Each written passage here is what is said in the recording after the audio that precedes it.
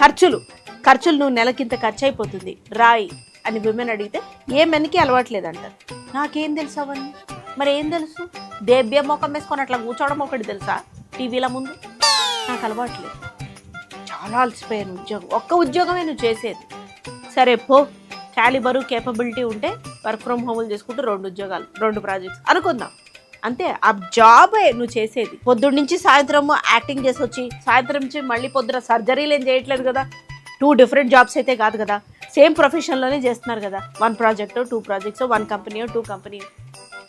మరి ఆడది ఎట్లా వంట చేయాలి, సపరేట్ కేటగిరీ. ఇంటి పని చక్క పెట్టుకోవాలి, సపరేట్ కేటగిరీ. సరిపోని 2 కలిపిందే అనుకుందాం. పిల్లల్ని చూసుకోవాలి, సపరేట్ కేటగిరీ.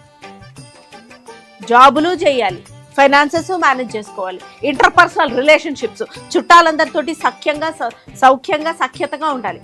వాళ్ళ చుట్టాలు ఇంటికి వచ్చినా మొగుడు తరఫున వాళ్ళు ఇదే రెస్పాన్సిబుల్గా ఫీల్ అయ్యి బట్టలో పెట్టుపోతలో ఏదో ఒకటి పెట్టాలి. ఏదైనా పాడైతే వీలైతే అది సరిదిద్దాలి, లేకపోతే మనిషిని పిలిచి చేయించాలి. టెక్నికల్ స్కిల్స్ అన్నీ ఆడదానికే రావాలి.